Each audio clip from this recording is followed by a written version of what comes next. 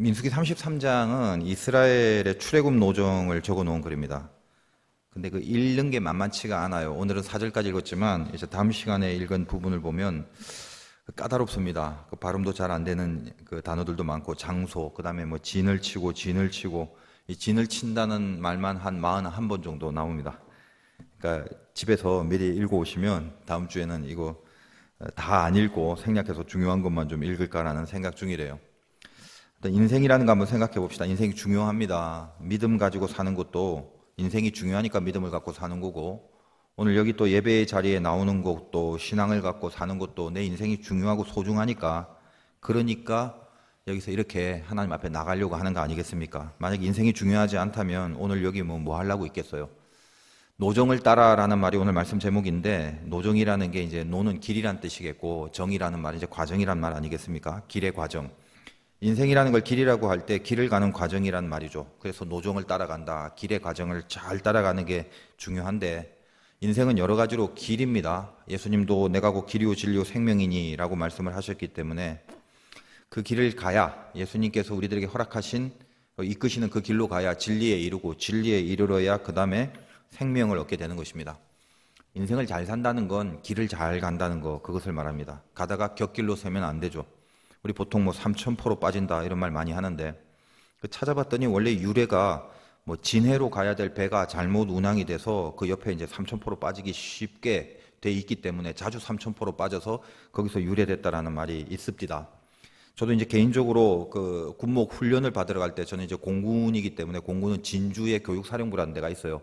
그래서 밤에 동기 목사님들하고 차를 몰고 그 진주 교육사령부를 찾아가는데, 뭐 이렇게 가다가 약간 좀 헷갈리는 부분이 있어서 밤에 이렇게 길을 잘못 들었습니다. 잘못 들어서 이게 틀렸다라고 생각되는 순간 게시판에 삼천포 이렇게 돼 있더라고요.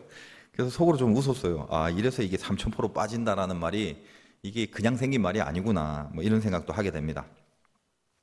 우리가 가야 될 노정이 있는데, 아무튼 곁길로 빠지면 낭패입니다. 곁길로 나가지 않고 빗나가지 않도록 조심하기 바라면서, 어떻게 해야지 그럼 곁길로 안 가고 올바른 길로 그렇게 갈 수 있을까라는 것이죠. 오늘 본문 말씀 통해서 두 가지를 보겠습니다.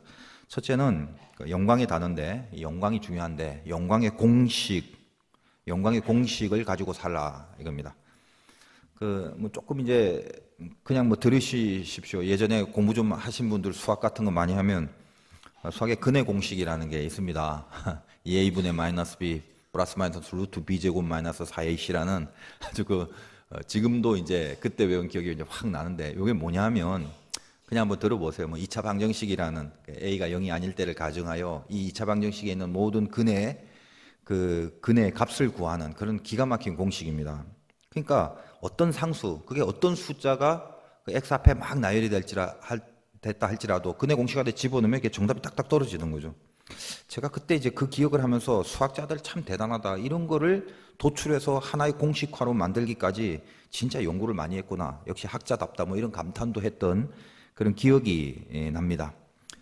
뭐 그냥 무슨 소린지 그냥 잘 모르면은 그냥 괜찮아요. 그냥 그런 게 있어요. 뭐 공식 하나 있어요. 근데 이 공식이 기가 막혀서 대입하면 답이 다 나와버리는 그런 거예요. 그거 하나로 다 푸는 거예요. 얼마나 통쾌합니까? 아무리 많은 변수들이 있어도 그 공식 하나에 집어넣으면 답이 다 나와버리는 거죠. 우리가 인생에서 만나는 상수들 매 순간 다르고 매일매일 달라요. 오늘이 다르고 내일이 다르고 상황에 따라 다 다릅니다. 근데 어떤 문제를 그때그때 만날 때마다 그것을 해결하고 풀어가는 방법은, 내가 어떤 공식을 갖고 부닥치느냐 아니면 공식 없이 공허하게 부닥치느냐, 이 둘 중에 하나입니다. 공식이냐 공허냐, 식이 있냐 아니면 허한 채로 맞닥뜨리느냐. 이 빈 마음, 허한 마음으로 맞닥뜨려서 옳은 길을 가는 적은 거의 없습니다. 우리 예수 안에 있는 사람들의 공식이라면 뭘까요? 두말할 것도 없이 영광이라는 공식이거든요. 그래서 이 영광이라는 공식 하나로 풀어가면 사실 다 풀리게 돼 있어요. 왜냐하면 우리의 존재 가치가 하나님의 영광이라는 목표를 위하여 우리들의 존재 가치가 있는 거고, 또 우리 삶의 목적이 하나님의 영광과 바로 직결되기 때문에 그렇다는 것입니다. 가슴에 지금 여러분 안에 영광 이런 거 좀 의식을 하고 사십니까? 혹시 영광이란 단어가 있나요? 한번 잘 보십시오. 지금 어떤 길에 있으십니까? 혹은 어디로 가고 싶으십니까? 행여나 혹시 곁길 같은 데 있지 않으십니까? 아니면 지금 곁길 언저리에 있는데 빨리 바른 길로 가야 되는데 자꾸 곁길로 가야 될 것 같은 이런 불안함이 혹시 없으십니까? 여러 가지. 근데 그럴 때 헷갈리지 말고 이 머리를 쓰지 말고 너무 고민을 하지 말고 가슴에 있는 영광이라는 공식을 한번 대입시켜 보세요. 다시 말해서 지금 내가 이 길로 간다면 이 길이 영광이 적용되는 길인가? 이 길의 끝에 영광이 과연 있는가? 잘은 모르지만 영광이란 공식을 집어넣어서 답이 나오는 것들인가? 그거요. 오늘 출애굽 시작 즈음하여 마칠 때까지의 광야의 전체 노정을 33장에 다 싸그리 다 그 노정을 다 기록해 놨습니다. 이런 필요가 있을까? 뭔가 의미가 있었겠죠. 근데 오늘 다루는 부분은 처음 출발입니다. 그 출발이 어떤 식으로 진행되냐 하면 1절에 모세와 아론의 인도로 대오를 갖추어, 이 대오란 표현은 예전에는 항오라고도 쓰기도 합니다만 군대가 군대로 행진할 때 쓰는 하나의 그 폼입니다. 그러니까 군대로 출발했단 말이에요. 이 대오라는 게. 그리고 2절에 보니까 모세가 여호와의 명령대로 그 노정을 따라, 이 길의 과정이 자기 맛대로 계산하거나 자기네들이 머리 써갖고 만든 게 아니라 하나님의 명령대로 가는 길이었다는 것입니다. 군대로서 하나님의 명령대로 가는 길, 이것이 출애굽의 시작이었다는 거죠. 근데 사실은 이 시작이 군대의 모습으로 간다는 것이지 군대로서의 모든 장비나 준비나 훈련들이 다 됐다는 건 아닙니다. 400년 이상 노예 생활을 했던 이스라엘 백성들이 갑자기 대오를 맞춰서 간다 한들 그들에게 무슨 병마가 있거나 군사력이 있거나 이런 건 아니겠죠. 개념이 어떤 겁니까? 어떤 공식을 갖고 시작한다는 것입니까? 하나님의 군대로 간다는 거예요. 뭐가 준비가 되고 뭐가 세서 가는 것이 아니라 하나님이 명하신 길이기 때문에 하나님의 군대라는 이름을 걸고 가야 되며 주님이 명하신 그 길로만 가는 거, 이게 출애굽의 시작이다라는 거죠. 군대는 싸움을 합니다. 전투를 합니다. 전투는 승리라는 영광이 있죠. 어떤 전투를 하는데 내가 질라고 전투를 해, 이런 싸움은 애초부터 없는 겁니다. 그들에게 있어서 승리는 우리도 마찬가지입니다만 이미 보장받고 약속받은 승리를 향한 걸음이라는 말이죠. 더군다나 사람의 생각으로 전략을 계속 짜가는 게 아니라 그때그때마다 여호와의 명령이 있고 그 명령대로만 가면 되는 길, 이것입니다. 우리 인생도 바로 이렇게 시작을 해야 되고 이 길을 가야 되는데 지금 저와 여러분의 상태를 한번 잘 살펴보십시오. 일이 혹시 잘 풀리고 있습니까? 아니면 안 풀리고 있습니까? 그런데 그거 먼저 보지 말라는 거죠. 가슴에 잘 풀리냐 안 풀리냐를 따지기 전에 나는 과연 영광이라는 것이 새겨져 있는가? 내 가슴 속에 영광의 진심이 지금 담겨져 있는 상태인가? 이거부터 먼저 보라는 말입니다. 겉으로 누가 보더라도 잘 나가는 것 같더라도 영광의 공식이 만약 단단하지 않다면 그 길은 겉으로는 잘 나가는 것 같지만 결국은 겹길이 될 수 있다는 걸 명심하라는 것입니다. 출애굽 여정 가운데 지금 군대의 모습으로 의기양양한 출발이 있었지만 사실은 그들이 군사로 불림을 받은 것과 실제로 일사천리로 평탄한 행군이 그들의 현장 속에서 계속되고 있었다는 것은 아니라는 것을 우리는 그동안 민수기를 통해서 얼마나 많이 살펴봤습니까? 다시 말해서 영광의 공식이 있다 해도 인생에서 현실적으로 등장하는 상황들은 그렇게 막 뜻한 바대로 풀리고 행복하고 성공적인 것들로만 드러나지 않습니다. 배고픔이 있었습니다. 우리 민수기 보면서 봤죠. 뭔가 불안하고 불신앙적인 거 있었고 아픈 병마도 있었고 질병도 있었고 낙담도 있었고 실패도 있었고 수많은 우여곡절이 하루에도 몇 번씩 일어나는 여정이었다는 것을 잘 압니다. 대오를 만들어 군대로 출발하도록 명령을 받았고 그렇게 스타트를 했지만 그 여정은 절대로 만만치가 않다라는 것입니다. 우리 남자 성도님도 경험 있겠지만 저도 군에 가서 처음 훈련 받을 때 이제 군복을 받아야 되잖아요. 군복 입고 훈련을 해야 되니까. 근데 군복이 이렇게 양복처럼 자로 재서 막 탁 각 재고 이래갖고 맞춰주는 게 아니죠. 그냥 보급품도 갖고서 풀어놓으니까 적당히 지 몸에 맞는 거 골라 잡는 거 아니겠습니까? 그래서 저도 그냥 처음에는 좀 이제 키도 있고 덩치도 있으니까 좀 큰 걸 좀 잡아야 되겠는데 이런 생각으로 허겁지겁 이렇게 잡다 보니까 윗도리는 너무 작은 걸 잡았고 밑에는 넝마 같은 큰 걸 잡은 거죠. 그래서 막 혁띠가 막 돌아가고 아무리 쪼아도 무슨 이런 치마 같은 바지에 위에는 또 팔을 제대로 못 뺄 정도로 꽉 껴있는 그런 몰골을 하고 이걸 입었으니 얼마나 불편했겠습니까? 더군다나 워커도 한쪽은 좀 작은 것 같고 한쪽은 좀 큰 것 같고. 근데 그렇다 할지라도 그 전쟁을 만약에 한다면 군복 잘 안 맞고 준비 잘 안 되고 그래서 전투 못 해먹겠다고 귀퉁이에 쪼그리 앉아있고 그럴 순 없잖아요. 총탄이 막 날라오는데. 인생이라는 걸 한번 잘 보십시오. 사방에서 총탄이 날라오고 있는 싸움 속에 우리가 던져졌는데 영광이라는 공식을 품고 있으면 그것이 가슴에 있으면 내가 갖추어진 것이 없고 또 제대로 준비된 것이 없다 할지라도 곁길로 가지는 않게 됩니다. 여러분 인생의 추억을 한번 잘 더듬어 보세요. 기억력이 나빠서 우리는 다 많이 잊어버리겠습니다만 사실 보세요. 좋을 때 있었지 않습니까? 그렇게 맨날 나쁠까? 지금 나쁠지 몰라도 좋을 때가 있었지 않아요? 또 나쁠 때도 있었죠. 지금 좋을지 몰라도 나쁠 때도 있었지 않았겠습니까?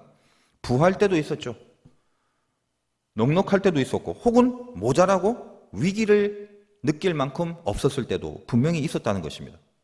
한때는 건강해서 어디든 막 돌아다닐 수 있는 에너지가 넘쳤을 때도 있지만 어느 한순간에는 숟가락조차 들 힘이 없을 정도로 그렇게 아팠던 적도 있다는 거예요. 근데 가만히 한번 생각을 해본다면 어느 인간의 인생이든지 간에 나는 이쪽 한편에만 줄곧 쏠려있는 그런 인생을 살았어라고 하는 사람은 거의 없을 겁니다. 몰라서 그렇지 남이 볼 때는 뭐 그런 듯하고 남이 볼 때는 일관성이 있어 보이지만 실제로 자기 자신은 수많은 오고감이 있는 것입니다. 높낮이가 있고 오른쪽 왼쪽이 있고 위아래가 있습니다. 그렇게 살아옵니다. 뭐 그렇지 않다고 혹시 얘기를 하시는 분이 있다면 아마 기억을 잘 못해서일 수도 있을 것입니다. 절대 인생이라는 건 한편에 쏠려 있지 않다라는 거죠. 그래서 뭐 세웅지마란 말도 하는데 사도 바울의 고백도 그것 아닙니까? 비천에 처할 때도 있고 풍부에 처할 때가 있다. 거꾸로 말하면 조금 더 정확하게 말하면 비천에 처했기 때문에 부닥치고 풍부로 가는 것이고 풍부의 끝에 갔기 때문에 부닥치고 비천으로 가는 거라고요. 다시 말해서 인생이라는 건 한쪽만 있는 것이 아니라 항상 부닥침의 쏠림이 이렇게 왔다 갔다 하면서 우리들에게 다가오게 돼 있다는 것입니다. 그게 인생이라는 거예요. 근데 어떤 경우라도 그게 비천이든 풍부에 처해지든지 간에 사도 바울 가슴에 영광이라는 중심이 딱 있다 보니까 비천에 처할 때도 영광으로 끌어올리고 풍부에 처할 때도 영광으로 잡아당길 수 있는 일체의 비결이 그 안에 있었다라는 거죠. 하나님이 바라시는 게 그거예요. 비천이냐 풍부냐가 중요한 게 아니라 가슴에 영광으로 끌어당길 수 있는 힘이 있느냐 이거 보시는 거죠. 여러분이 어떤 경우라도 비천이든 풍부든 곁길로 나가지 않을 방법은 이 가슴에 있는 영광을 이 공식을 내가 정해진 상황 속에 대입시켜서 풀어내는 것입니다. 좀 모자랄 때가 있어요. 그래도 영광이 중심에 있으면 모자라는 것을 통해서 낭망으로 체념으로 가는 게 아니라 원망으로 가는 게 아니라 오히려 모자라는 것을 통해서 하나님만 의지하는 법을 기가 막히게 배우는 길을 걷게 돼요. 이게 영광이 중심이 있는 자입니다. 넉넉하다 칩시다. 넉넉하더라도 영광이 중심에 있으면 이 풍요로움으로 인해서 그냥 넉넉하다고 기고만장하거나 오만방자해지거나 방심하거나 이러지 않고 영광이 가슴에 있다면 풍부한 것을 끌어당겨서 하나님 앞에 영광스럽게 쓰임받을 수 있는 길을 다시 걷게 되더라는 것입니다. 그런데 만약에 이 가슴에 영광이란 공식이 적용이 안 되면 혹시 모자랄 때는 그 모자람이 나를 자꾸만 절망과 낙담으로 빠지게 하고 그것 때문에 마귀의 감정으로 인하여 우겨쌈을 당하는 비참한 정서만이 남게 됩니다. 영광이 만약 가슴에 없다면 부요하더라도 나를 극도로 그 부요함이 교만하게 하여 하나님은 아랑곳하지 않고 내가 넉넉하기 때문에 내 멋대로 내 마음대로 살아가게 하는 패망의 길을 가게 만들 뿐이라는 것입니다. 혹시 지금 내 상황이 아주 안 좋아서 혹시 이 영광의 공식을 대입하지 못하고 그냥 마구잡이로 정처 없이 힘들게 걸어가시는 분은 혹시 없습니까? 여러분 고민하지 마십시오. 예수 안에 있는 사람들은 세상적인 고민을 갖고 동일하게 그 문제 절대 안 풀린다고 그랬죠. 우리에게 공식이 있습니다. 공식 모르면 답이 나오는 게 아니에요. 나온 것 같지만 틀린 답으로 갑니다. 곁길로 간단 말이에요. 보통 사람들이 인생이라는 건 연습이 없고 실전이다 이런 얘기를 합니다. 근데 저는 늘 생각할 때 우리 하나님 안에 들어가는 순간 저는 그 반대라고 생각해요. 하나님의 자녀들의 인생은 연습뿐이다. 그 제 나름대로 개념입니다. 이 연습은 죽을 때까지 해야 돼요. 실제는 뭐냐? 하나님의 영역 속에 들어가는 게 진짜 실제거든요. 그러니까 이 땅은 잠시 스쳐가는 이 동안 저 영원한 하나님의 영역 속에 들어가는 끊임없는 훈련과 연습의 필드로 우리에게 주어진 시간이에요. 여기가 실제가 아니에요. 세상 사람들은 영혼이 없기 때문에 이 땅이 실제입니다. 여기가 전부입니다. 여기 목숨을 겁니다. 우리는 그러지 않아요. 우리의 목숨은 영혼에 걸었기 때문에 이 땅은 영혼을 보장받기 위하여 갈고 닦아야 된 필드며 훈련이며 연습이 있어야 된다는 거죠. 문제에 어떤 답을 잘 찾아내니까 너 100점, 너 90점. 문제의 답을 잘 발견해서 채점을 당하는 게 아니라 오히려 그 문제에 내가 공식을 자꾸 대입할 수 있는 훈련 자체가 의미가 있고 이 훈련 자체가 중요한 것이 인생이란 말이죠.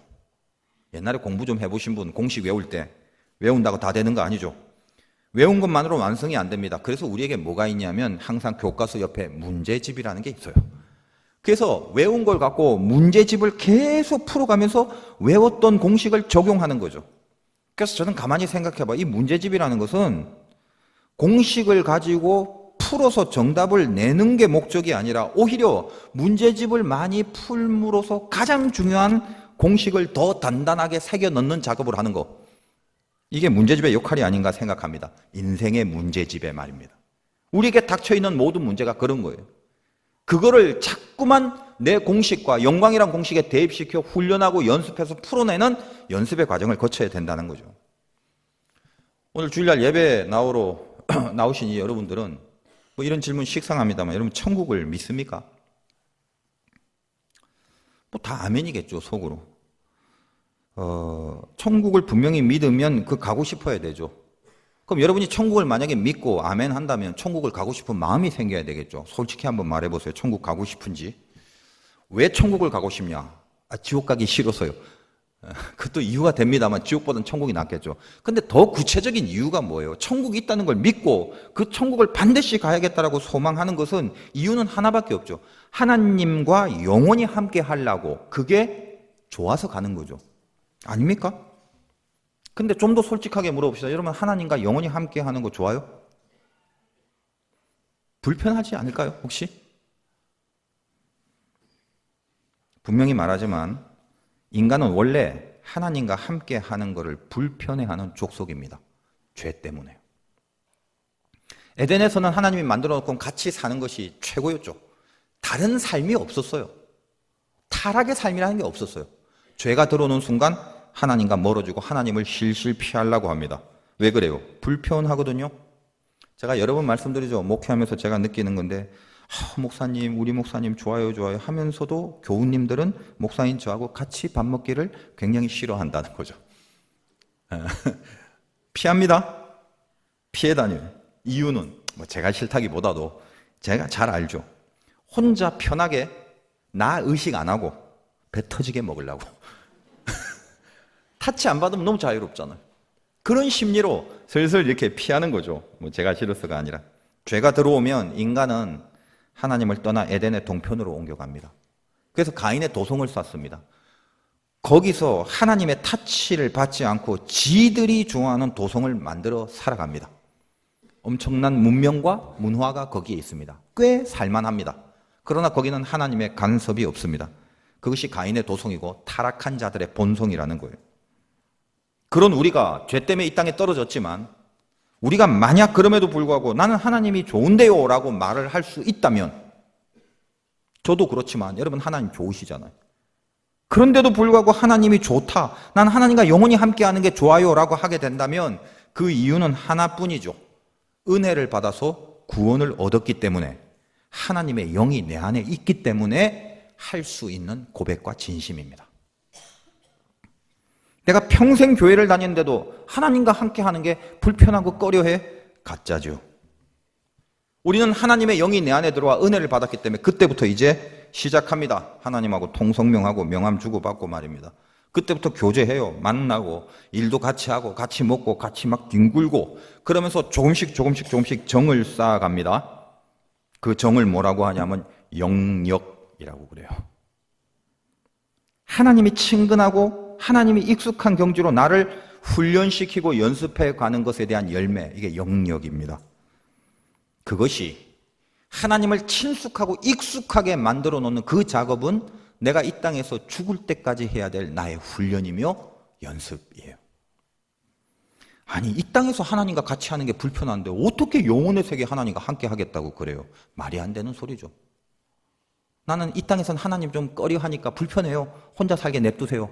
나중에 만나서 저 하늘에서나 같이 좀 봐요. 아니요, 그런 경우는 없어요. 있을 수 없는 일이에요.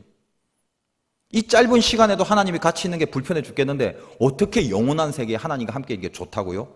새빨간 거짓말이죠. 그냥 지옥이 싫어서이겠죠. 그러므로 인생은 뭐다? 그런 차원에서 진짜 실제를 향하여 가야 될 연습의 필드다라는 것입니다. 가다 보면 곁길이 보여지고 샛길이 보입니다. 가고 싶을 때도 있고 이게 맞는가라는 의심이 들 때도 있겠죠. 얼렁 영광의 공식을 빨리 거기에 대입하는 훈련과 연습을 하십시오. 그래서 다시는 흐트러지지 않은 그 길을 다시 가야 된다라는 것입니다. 여러분, 지금도 우리가 얼마나 지금 곁길에 있는지 몰라요. 곁길, 갓길, 샛길, 여기일까 저길까. 진짜 길이 있는데 헷갈리고 있는 경우가 많단 말이죠. 문제가 닥치고 자꾸만 길이 여러 갈래로 보여지면 심할 때는 막 죽을 것 같을 마음도 들어요. 근데 보세요. 높았다가 낮아졌다가 비천에 처하다가 풍부에 처하다가 이게 인생이 됐죠. 죽을 것 같죠? 안 죽어요. 죽을 것 같아야 그 다음에 살아납니다. 죽을 것 같은 경지까지 가야 비로소 삶이라는 게 있는 거예요. 생명이 그때부터 나오는 거예요. 없어서 망할 것 같죠? 그 다음에 번다니까요. 벌어서 풍성해서 더 이상 가둘 곳이 없을 것 같죠? 하루아침에 싸그리 없어질 수 있다는 겁니다. 항상 이쪽에서 치고 다시 저쪽으로 가고 저쪽에서 쳐있기 때문에 다시 이쪽으로 가는 거예요. 중요한 게 뭡니까? 높아졌다 낮아지고 없다가 있게 되고, 풍성할 때는 베풀고 나누면서 더 열심히 뛰어서 영광의 내용을 만들어야 맞는 거고, 모자랄 때는 기도하고 견뎌내면서 영광의 마음을 간절하게 이루어놔야 되는 거죠. 이 작업이 우리에겐 중요한 것입니다. 높아졌다 낮아졌다 없다가 있다가 그런 것들의 반복 속에 수없이 많은 곳에, 이 뒤에 읽어보면 이스라엘 백성들이 진을 치는데 이 진마다 얼마나 대조적이고 얼마나 다른 상황들이 많았겠어요. 풍요로운 때 이쪽에 진칠 때는 모자랄 때도 있고, 이쪽에 진칠 때는 화평할 때, 이쪽에 진칠 때는 싸울 때, 뭐 기타 등등. 그런데 중요한 것은 뭡니까? 어떤 상황에 놓여져 있는 상태, 여기가 좋은 상태냐 높은 상태냐, 여기가 풍성한 상태냐 모자란 상태냐가 아니라 어떤 상태든 거기서 내 영광의 중심으로 끌어당겨 올 수 있는 근력과 훈련과 연습을 하고 있냐, 이 싸움이라는 거예요. 모자랄 때 있습니다. 끌어당기는 사람만이 기도하고 견뎌서 하나님의 영광을 선포하겠다는 가난하고 간절한 마음을 자아낼 수 있으며, 끌어당길 수 있는 사람만이 풍성할 때에 훨씬 더 베풀고 나누며 사역에 박차를 가할 수 있는 열심들이 생길 수 있다는 거죠. 이게 끌어당길 수 있는 힘이라는 거예요. 저는 이사야서 6장 1절부터 3절까지의 내용에 영광을 선포하는 천사의 모습 속에 깊은 메시지를 얻습니다. 스랍들이 모시고 섰는데 각기 6날개가 있어 둘로는 자기 얼굴을 가리었고 둘로는 자기 발을 가리었고 그 둘로는 날며 서로 불러 이르되 거룩하다 거룩하다 거룩하다 만군의 여호와여 그의 영광이 온 땅에 충만하도다. 스랍이란 천사가 영광이 충만하다고 영광을 선포하는데 이 날개가 6개예요. 근데 위에 날개로는 얼굴을 가리고 밑에 날개로는 발을 가린다고, 가운데 날개로 펄럭이며 영광을 선포한대요. 여기 얼마나 깊은 메시지가 있는지 모릅니다. 얼굴을 가린다는 것은 풍성함을 가린다는 것이고, 발을 가린다는 것은 모자람과 비천함을 가린다는 거죠. 이게 어떤 의미예요? 이 땅의 인생길에서 하나님이 우리를 훈련시킬 때 풍성할 때도 있고 비천할 때도 있지만, 거기에 쏠리지 않고 풍성할 때는 풍성함의 교만을 가리고 비천할 때는 비천함의 절망을 극복해 가면서 영광으로 끌어당겨 하나님을 계속 선포하고 있는 그런 모습이라는 것입니다. 이게 영광을 가슴에 품은 자의 노정입니다. 어떤 상황이라도 영광의 공식으로 대처할 수 있는가를 꼭 물어보실 것입니다. 지금 아마 여러분은 영광의 공식을 대처할 일들이 산재해 있을지도 모릅니다. 까먹었다면, 혹시 가슴에서 살짝 공식을 까먹거나 지워버렸다면 오늘 예배 가운데 다시 새겨 넣으십시오. 그리고 정확하게 영광이라는 공식을 내 길의 노종에 한번 넣어보라고요. 이것이 영광과 연결될 수 있고 영광을 선포할 수 있는 문제며, 진심으로 내가 하나님의 영광을 바라는 마음인가? 그러면 어떻게 해야 되는지, 어떤 길을 돌아서야 되는지, 어떤 길로 가야 되는지 정답은 바로바로 나오게 돼 있습니다. 영광의 공식으로 대처할 우리를 바라보면서 하나님은 네 길의 끝에는 네가 그토록 사모했던 영광으로만 가득하게 해줄게. 이것이 우리를 향한 하나님의 말씀이죠. 지금 고민하고 골똘히하는 그것들, 뭔가를 선택해야 될 그 사건 속에 더 이상 잔머리를 쓰지 마십시오. 문제가 안 풀립니다. 안 풀리는 게 아니라 정답을 낼 수가 없습니다. 우리에게는 하나님의 자녀가 된 이상, 출애굽이 우리에게 허락된 이상 우리에게 정답은 하나, 영광의 공식 대입하는 것입니다. 그래서 나온 답을 붙들고 가야 됩니다. 그래야 우리가 곁길로 가지 않으며 하나님이 허락하신 노정 속에 있을 수 있다는 것입니다. 한 가지 더 본다면 우리가 곁길로 가지 않으려면 비겁한 위로에 안주하지 말아야 됩니다. 뭐 잘 안 된다고 하는 사람들 많아요. 이게 없어서 저게 준비가 안 돼서 막 그렇다고. 진짜 그래서 그럴까요? 가만히 생각해 보세요. 막 누구한테 넋두리 하면서 내 실패가 막 이게 안 되고 난 이것도 없고 뭐 이게 모자라고 쟤 때문에 웃자고 저짜고 혹은 뭐 별 원인도 없는데 이유 모를 뭐 이러면서 모든 실패의 원인을 나름대로 정당화시키며 살아가는 모습이 많지 않습니까? 여러분 안 된다 안 된다 한번 보세요. 왜 안 돼요? 뭘 왜 안 돼요? 간단하잖아요. 게을러 터져서 안 되는 거죠. 회복이 안 된대요. 왜 이런지 모르겠대요. 자기가 모르면 누가 알아 그걸. 몇십 년 전에 받은 상처를 지금까지 우려내서 그것 때문에 막힌대요. 이미 다 아물었는데 자연적으로 혼자 계속 반창고를 붙이면서 살아요. 우울하대요. 막. 마음이 절망이 돼서 못 해먹겠대요. 근데 뭐 이유도 없고 원인도 없고 막 그렇대요. 알죠. 이해하죠. 우리가 늘상 경험하는 것들이니까요. 그러나 진짜로 냉철하게 잔인하게 분석해 봅시다. 정말 이유가 없을까요? 가만히 생각해 보세요. 도려내버려야 되고 수술을 해버려야 되는데 겁이 나는 거죠. 아플까봐. 너무 아팠으니까. 다칠까봐. 손해볼까봐. 제가 몇 년 전에 그 수술하지 않았습니까? 하나님의 은혜의 경험도 했어요. 정말 값진 경험입니다만 인간적으로만 분석해보면 패착이 뭐였냐. 여러분 알다시피 제가 한국에서 그 학위 논문 준비하는 기간 내에 2달 동안 풀로 대신방을 다 뛰었죠. 이미 배를 한국에서 만지고 있는데 갖다 대기만 해도 아프더라는 거예요. 그건 이미 염증이 있다라는 거거든요. 그럼 그때 병원에 갔었어야죠. 그러면 뭔가 반드시 염증이 나타났을 것이고 뭔가 치료가 됐겠죠. 근데 어때요? 병원에 안 가는 이유. 아플까봐. 주사 맞을까봐. 수술할까봐. 뭐 도려낼까봐. 절대 괜찮지 않거든요. 근데 늘 속으로 그냥 과로했기 때문에 그래도 뭐 좀 더 지나면 나겠지. 좀 피곤 풀리면 괜찮겠지. 이거 괜찮겠지. 그러다 터져버린 거죠. 견딜 수 없어서. 그냥 뭐 별거 아니겠지. 이유가 없는데 왠지는 모르겠지만 좀 피곤하니까? 아니요. 여러분 참 불편하겠지만 그냥 이유 없이나 자꾸 다운돼. 알아요. 무슨 경지인지. 이해는 됩니다만 이유가 다 있어요. 실은.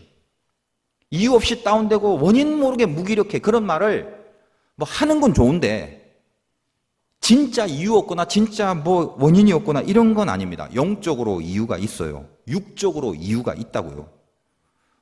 여러분 스스로에게는 깊이 들어가셔야 돼요. 정직한 영으로 자기를 진단해야 됩니다. 비겁한 위로로 안주하지 마세요. 죄 때문이죠. 도려내야 되는데 도려내기 싫은 거죠.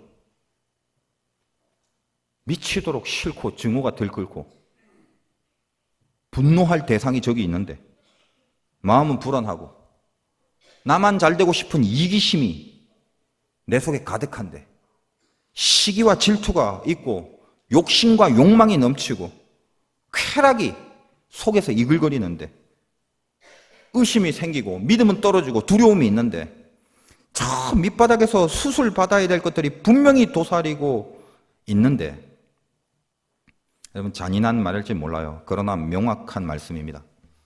비겁하게 위로받으려고 하지 마세요. 뭐 원인 모를 이유 없는 그냥 어떻게 아니요. 구체적인 자기 안에 문제를 확실하게 수술 받아야 돼요.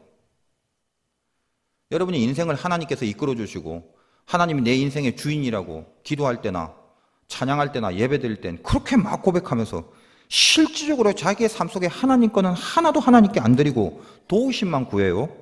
그러다가 결국 뜻 안 되면 뜻대로 안 풀리면 안 도와줬네 믿어봤자 소용없네 도대체 무슨 핑계를 대고 있는 것입니까? 원인이 어디 있어요? 영적으로 육적으로 다 있는데 불편하지만 깊이 들어가 정직한 영을 회복하십시오. 선명하게 맞닥뜨리십시오. 마귀들 좋아하는 거 신나게 내가 지금 하고 있거든요. 마귀가 좋아하는 죄성을 계속 안에 놔두고 신나게 하고 있으면서 인생이 뭐 공허하다는 둥 무기력하다는 쓸데없이 자기 위로만 하고 있습니까? 교만이 하늘 끝에 닿은 그런 자기는 보지 않고 이게 틀렸고 이게 잘못이고 이게 못마땅하고 뭐가 틀렸고 눈에 힘줘가면서 고개가 빳빳해지고 있지 않습니까? 상태가 안 좋은 데는 명확한 이유가 있습니다. 정직하게 맞닥뜨려서 진검승부하십시오. 확실히 도려내세요. 도려내기 싫어서 갖고 있는 거 아니에요? 그러면서 뭘 이유 없다, 뭐가 그런 거 절대 아닙니다. 정확하신 분이에요, 하나님은. 애굽에 매장지가 없어서 우리를 괜히 출애굽시켰다고 원망하는 족속들이 있죠, 이스라엘 백성들 중에. 밥도 안 먹여준다고, 고기도 안 준다고, 그러면서 우리를 광야에 내몰았다고 하나님 저주하죠. 이렇게 어렵게 살게 할 바야 뭐 하려고 예수 믿게 해갖고 교회는 다니게 하고 기도는 하게 만들어갖고 도와주지도 않으려고 뭐 이렇게. 그러면서 애굽이 더 좋았는데 말도 안 되는 소리. 여러분, 이스라엘의 출애굽의 시작이 무엇에서 비롯됩니까? 3절. 그들이 첫째 달 15째 날 라암셋을 떠났으니 곧 유월절 다음 날이라. 유월절 때문에 떠났어요. 주님의 보혈 어린 양의 피.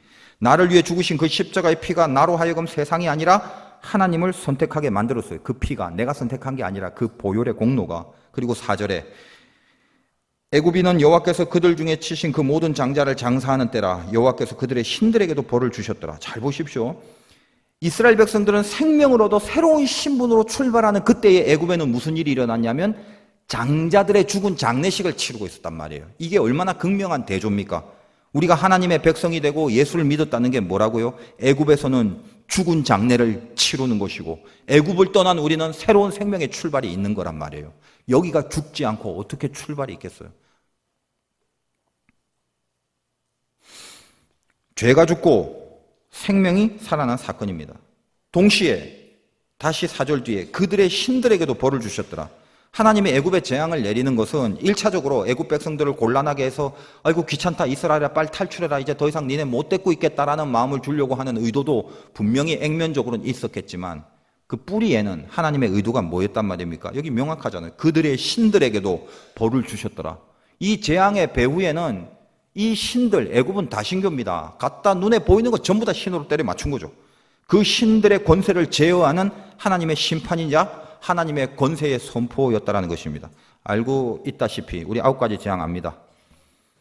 밑바닥부터 나일강의 물이 피로 변하고 늪지대에서 개구리가 튀어나오고 마른 땅에 이가 나오고 그리고 공중, 하늘 이 온통 애굽의 신들에게 들끓고 있는 것에 대한 하나님의 권세의 선포죠. 여러분 나일강이라는 것은 그 강을 바라보면서 애굽인들은 거기에 신을 만들어 놨어요. 나일강의 수호신 크롬이라고 하는데 나일강이 피로 됐다는 것은 물을 피로 만들어서 번거롭게 만들려는 1차적 목표가 아니라 더 중요한 건 나일의 수호신의 권세를 하나님이 잡는 거예요. 개구리도 마찬가지죠. 진짜 개구리같이 생긴 신이 있어요. 헤크트라고. 우리나라는 이것을 삼신할매라고 그럽니다. 다신의 신이에요. 이 개구리 신을 제어하는 거예요. 이 땅에서 이가 나오는데 흙의 신, 셉. 이 땅바닥에 있는 모든 권세를 하나님의 권세로 통치하는 것을 말합니다. 뭐 공중, 하늘 다 마찬가지. 팔이 나오죠. 팔이는 하트콕, 악질은 아피스, 독족은 임호텝.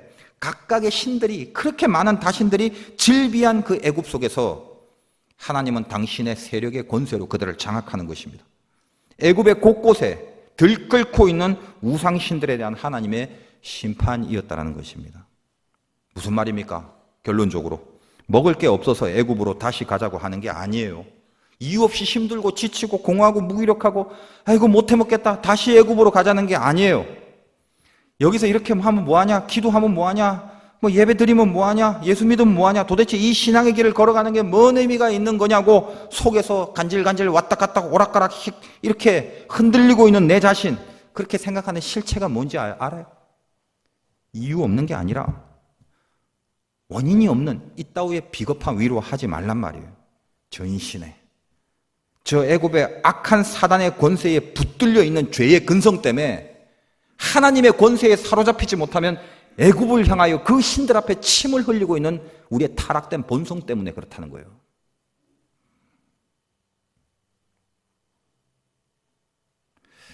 여러분 자기 자신에 대해서 사정 봐주지 마십시오. 그거는 사단의 사정을 봐주는 것과 같아요.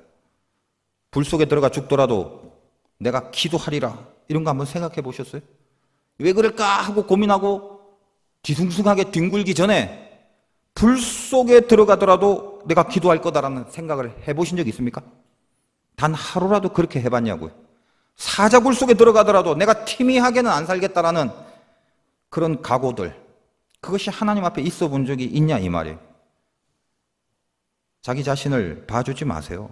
여러분이 봐줘야 될 대상은 여러분 자신이 아니라 나 외에 다른 사람입니다.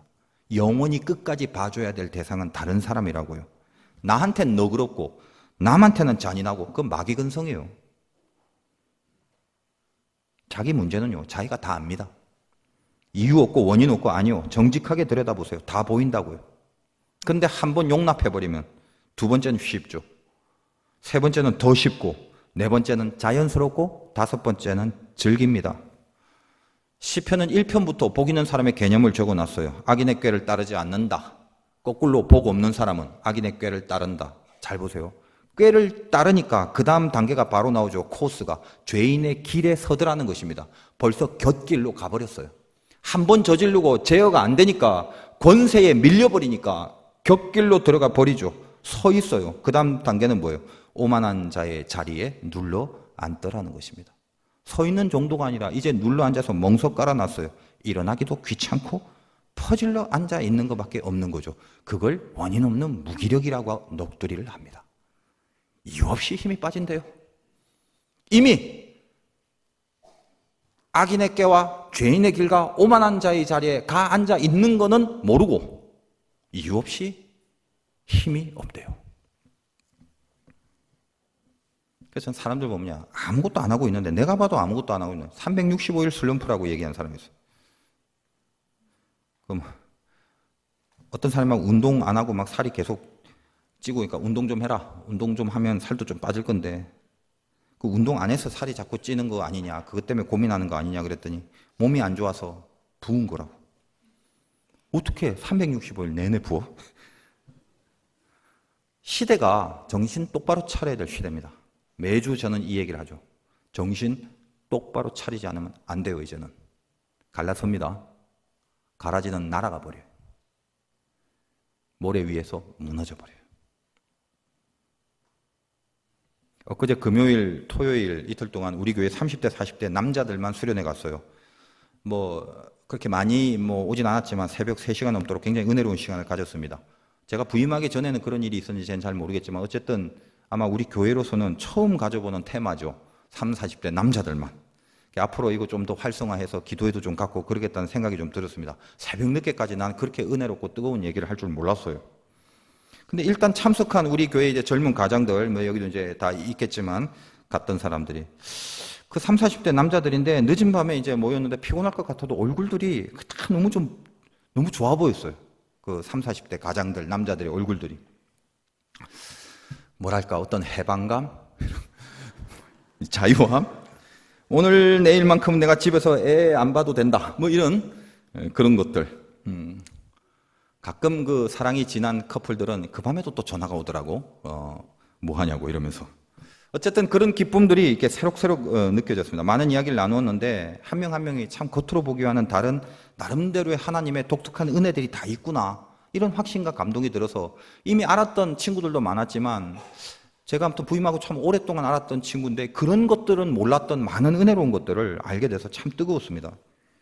근데 이제 제가 시간이 많이 지났으니까 재미삼아 이렇게 얘기를 한다면 그 중에 이제 몇몇 분들이 그동안에 이제 얘기를 하면서 이런 얘기를, 예전에 이제 제가 부임할 때 자기는 우리 화도교회를 떠나려고 그랬대. 근데 목사님 부임 후에 다시 마음을 잡게 되고 여기까지 왔다고 이런 말들을 해요. 몇 명이서. 그 말 처음에 들으니까 와, 가슴도 뭉클하고요. 갑자기 찡하고 기분도 살짝 좋아지면서 흐뭇하기도 하고 콩닥콩닥 뛰기도 하고 상당히 좋았는데 즉시 마음속에 뭐가 확 하고 올라오냐면 정신 바짝 차리자. 정신 바짝 차리자. 내가 지금 이러고 있을 때가 아니구나. 일개 한 명, 물론 저는 목사지만 포지션이 중요하지만 한 사람에 의하여 영적인 판도와 권세가 좌지우지 되는데 나는 지금 뭘 하고 어떤 의식을 갖고 인생을 살아가고 있는가. 갑자기 막 정신이 바짝 비겁한 위로로 안주하려고 했던 내 밑바닥의 죄된 근성에 대한 회개가 나오더라고요. 이거 핑계대고 저거 핑계대고 사단이 좋아하는 핑계들. 저는 그래서 그 모임 가운데 오히려 제가 큰 은혜와 도전을 받았어요. 정신 차리자. 우리 교회 오래됐죠. 내년에 110주년 준비하잖아요. 기가 막힌 세월 아닙니까? 110년? 그래서 내년도 좀 은혜롭게 잘 기념할 수 있도록 해서 영적인 전초전은 오늘도 이제 오후 예배 찬양 음악회 합니다. 여러분 다 참석하세요. 하나 되는 우리 기쁨도 좀 누리고 그냥 음악에 그런 게 아니라 오는 그 팀들의 은혜가 아무튼간에 굉장히 깊습니다. 참고로 이제 오늘 오는 살렘 중창단 제가 좀 정보를 보고 또 그 지인들에 대한 얘기도 좀 듣고 그랬는데 아프리카 이제 콩고 쪽에서 온 유학생들 굉장히 엘리트들이라고 해서 우리나라 서울대, 연고대 이런 쪽으로 유학 온 굉장히 엘리트들이죠. 그러니까 한국말도 잘하고. 근데 그 중에 TV에 나온 이 친구들 중에 TV에 나온 사람도 있어요. 아마 오늘 올 것 같아요. 근데 어떤 프로그램에 그게 자세히 기억이 안 나는데 뭐 기독교 방송인지 모르겠습니다만 한국 사람도 있고 그런데 그 사회자가 질문, 뭐 중독된 게 있냐라는 질문을 하게 됐어요. 그 뭐 어떤 사람 뭐 담배 중독이다, 술 중독이다, 골프 중독이다 이런 식으로 이제 얘기하면서 인터뷰를 하고 뭐 지의를 하는 뭐 그런 것 같은데 이 새카맣게 생긴 이 친구한테 물어보니까 한국말도 잘하더라고요. 어디 중독됐냐? 자기도 중독된 게 있대요. 뭐에 중독됐냐 했더니 전도에 중독이 됐대요. 그러면서 하는 말이 이 까만 이 친구가 한국 땅에 와서 기독교 종주국인 한국에 와서 이 한국에 예수 안 믿는 사람들이 그렇게 많다고. 그래서 그들이 그 그룹 몇 명이 전철을 타고 가면서 자연스럽게 그 전철에서 그 흑인들에게 흘러나온 소울 있잖아요. 그거 갖고 화음을 맞춰서 선교 찬양 같은 걸 하는데 그걸 누가 너무 감동을 받아서 동영상 찍어서 유튜브에 올렸어요. 그래서 유명해졌어요. 그러니까 저도 유튜브 한번 봤는데 어머 가슴이 오늘 볼 거예요. 찡하게 오더라는 거예요. 그리고 도전이 되더라는 거죠. 지금 처음은 아프리카에서 온 친구들이 우리도 가만히 있는데 우리도 멍 때리면서 하루하루 살아가는데 한국에 예수 믿는 사람들 없다고 그 공부하기도 바쁜 친구들이 그렇다고 여기 뭐 매니저가 있고 무슨 스폰서가 있고 이런 것도 아니고 자기네들끼리 뭐 연습할 장소도 없다고 그러도 무슨 창고 같은 데서 근근히 하고 지들 돈 내갖고 어디서 뭐 이렇게 빌려서 하기도 하고 그냥 순수한 하나님에 대한 열정으로 제가 가슴이 너무 무너져요. 너무 찡한 거예요. 아무튼 그런 유튜브 좀 보여주고 싶은데 알아서 찾아보시고 뭐 볼 거 없네요. 오늘 오후에 오시면 네, 실제로 리얼한 걸 보죠. 그건 그거고 우리 교회에 이렇게 오래되었는데 신앙의 경륜이 많으신 분들도 많고 어르신이 많습니다. 그래서 우리 솔직히 우리 이제 가족 찬양대 한번 합시다 하고 대대로 많이 나올수록 등수 안에 듭니다. 그러면 우리 교회 정도면 적어도 4대는 나와야죠. 한 4대 정도는 다 나올 수 있잖아요. 그 정도 돼야 이제 등수 안에 근근이 들잖아요. 이런 교회가 어디 있어요? 흔치 않아요. 4대가 나올 수 있는 교회가. 여러분 지금 그래도 저도 알고 여러분도 알다시피 이 열악한 이 지역 내에서 막 태어난 이 갓난아이들이 그리고 이제 조그만 영화 유튜브 주일학교 애들이 이렇게 모여서 놀고 왔다 갔다 하고 분주하고 또 모이면 웅성웅성 왁작지근한 청년들이 또 있고 그냥 하나하나가 너무너무 감사하고 귀한 거예요. 일개 한 목사를 보고 몇 명의 말이지만 수년이 지난 다음에 마음을 잡게 됐다라는 말을 들을 수 있는 고백이 얼마나 귀한 것처럼 신앙의 선배들과 신앙의 경륜을 가졌던 여러분들이 우리 화도재단의 젊고 어린 사람들이 신앙의 선배의 뒤안길을 바라보며 그 뒷모습을 보고 자란다는 거. 나중에 어떤 인터뷰를 할 때 저분의 신앙 때문에 내가 여기 남아있을 이유가 있었다고. 저분을 본받기 위해서 내가 여기 있을 수 있고 믿음을 지킬 수 있었다라는 그 고백할 수 있는 그 사건이 생겨나는 거. 이것이 우리 교회 110주년의 열매가 돼야 마땅하지 않냐 이 말입니다. 다시 우리 한번 철저해져 봅시다. 은혜는 늘 갱신이라 매주일마다 새롭지 않은 말은 한도 끝도 없이 해도 무방합니다. 다시 철저해져 보자라는 거예요. 도대체 내가 신자로 산다는 게 뭘 의미하는지 근본에서부터 점검해 보자요. 여러분의 촉이 지금 어디로 가 있습니까? 오늘 하루도 이 주일에 나와서 여러분의 초미의 관심사가 도대체 무엇입니까? 제가 목사로서 오늘 초미의 관심사가 설교 잘하는 게 저의 제일의 목적일까요? 그렇지 않습니다. 저도 동일하게 하나님 앞에 은혜를 받아 누리지 않으면 한 주를 견딜 수 없는 간절함으로 은혜 받는 게 저의 일의 목표예요. 여러분, 오늘 어떤 관심으로 촉을 세우고 계십니까? 도대체 뭐가 마음이 번민이 있고 분주하게 만드십니까? 잘 생각하십시오. 어떤 문제든지 간에 비겁한 위로로 회피하지 마세요. 정직하게 보면 내 안에 도사리고 있는 악의 실체는 반드시 보여집니다. 수술하세요. 아프더라도 도려내세요. 그래야 삽니다. 그렇지 않는 이상은 사는 게 아니죠. 사는 게 아니라고 목 놓아 울부짖어도 당하고 느껴야 고칠 수 있는 법이기에 오늘도 성령께서 여러분 가슴 속에 다시 철저해지길 원하는 새로운 에너지로 임재해 주시길 바랍니다. 자꾸만 내가 출애굽이 있기까지 내 존재가 어린 양의 그 피 흘리신 보혈의 피가 나를 가능하게 했기 때문에 주님이 나를 위하여 대신 죽으신 그 사랑이 나를 신자되게 했고 그 사랑 때문에 나는 아버지를 감히 아버지 하나님이라고 부를 수 있는 하나님을 아버지라고 부를 수 있는 그 삶이 되지 않았겠습니까? 따라서 우리에게 있어서 유일한 능력이라는 게 뭘까요? 그거 하나뿐이죠. 그 보혈로 아버지라 부를 수 있는 것. 3절 다시 읽어봅시다. 그들이 첫째 달 15째 날에 람셋을 떠났으니 곧 6월절 다음 날이라 이스라엘 자손이 애굽 온 사람의 목전에서 큰 권능으로 나왔으니 이스라엘 백성이 무슨 병마가 있어요? 불병거가 있어요? 무슨 권능으로 나왔겠어요? 근데 권능으로 나왔댔죠. 어떤 권능입니까? 6월절의 보혈의 피로 말미암아 하나님의 자녀가 된 권능. 그거거든요. 우리의 유일한 권능이 그겁니다. 주님이 가신 길, 주님 때문에 새롭게 산 길이기 때문에 그 길을, 그 노정을 우리가 걸을 수 있는 신분으로 세상에 던져진 거예요. 그거 좁은 길입니다. 그래서 힘든 건 알아요. 그러나 곁길로 가지 맙시다. 여러분, 좁은 길 갈 때 어떻게 머리를 쳐들고 갈 수 있겠어요? 어떻게 어깨에 힘주고 좁은 길을 가요? 좁은 길은요, 낮게 수그리고 허리가 아플 정도로 더 낮아져야 근근히 갈 수 있는 길이죠. 근근히 갈 수 있는 문이란 말이에요. 누구나 좁은 길, 넓은 길 판단력은 다 갖고 있습니다. 어떤 게 큰 문이고 어떤 게 작은 문인지 다 알아요. 근데 주님은 그거 알고 파악해라, 분석하고 있어라라고 한 게 아니라 좁은 문으로 들어가고 좁은 길로 가라고 그랬죠.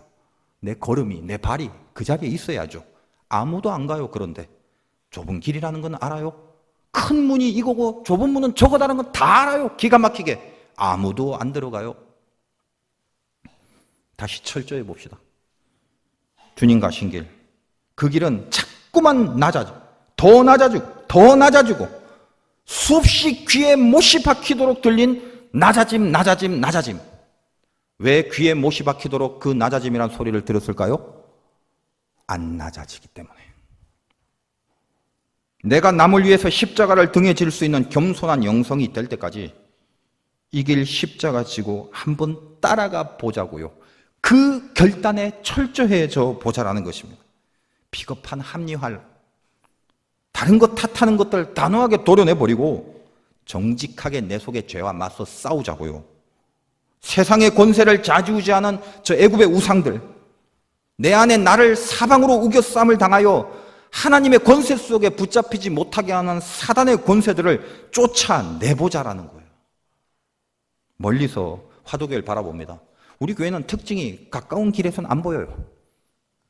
오랫동안 저는 이 근처에 있어도 화도교회가 여기 있는 줄 여기가 올라오기 전까지는 몰랐어요. 언제 보이냐? 저 멀리서 보여요. 멋있더라고요. 예루살렘 성전 같아요. 우뚝 서 있어요. 제가 여러분에게 진짜 감히 말씀드리는 거는 제가 우리 교회 멀리서 볼 때마다 저 제단 때문에, 저 제단에서 예배드리는 우리 교우님들 때문에 인천의 마귀들이 적금도 못하게 만들고 싶어요. 이 성전 때문에, 이 성전에 임재하는 영광의 위력 때문에 얼씬도 하지 못하게 만들고 싶어요. 그 영광을 품고 가봅시다. 우리 개인 안에서도 마찬가지예요. 나는 이분 때문에, 이 선배 때문에, 이 어르신 때문에, 이 형 때문에 내 신앙이 자꾸만 더 커지고 자꾸만 깊어져. 본받고 싶어. 그런 진짜의 길을 걸어가는 사람들로 가득한 교회, 그 모습을 꿈꾸는 바람들이 우리 가슴을 뜨겁게 하는 그런 저희 모두가 될 수 있기를 주님의 이름으로 축원드립니다.